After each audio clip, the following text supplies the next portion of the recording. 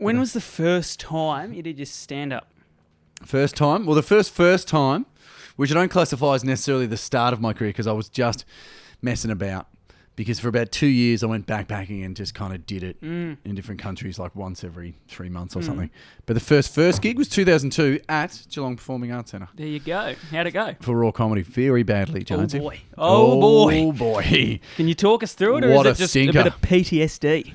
It's just good to talk about it, though. Good to talk about. You know what I mean? This is cheaper than therapy. Yeah. I think I'm be still your getting paid, yeah? psychologist. I'm still getting paid. I'll be your psychologist. Yeah, still getting paid. Yeah, mate, great. If you talk I'm about earning money and I'm talking about it. If you talk about this story, you get paid more. Pay rise, mate. Do you? Minimum wage to decent. Well, that's good. Yeah. Although I have heard double of nothing is still nothing. So even though the rate has gone up. Yeah, it could be losing it all.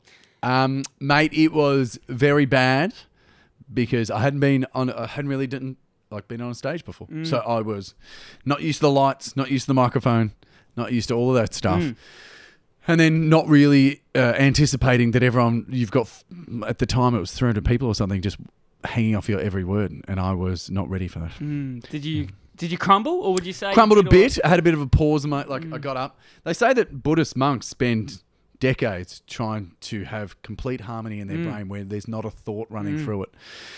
But I reached that point when I walked on stage because not a thought was coming through my head. And I went quiet for, every second on stage that people are listening to you and nothing's coming out feels like an hour. So it was probably only about 5-8 seconds, something like that. But it was a lot. Yeah. And then I collected myself, got a couple of laughs. It wasn't great. Like 5 minutes of not getting a lot of laughs is... And it felt like... It felt like an eternity. Yeah. And then you walk off.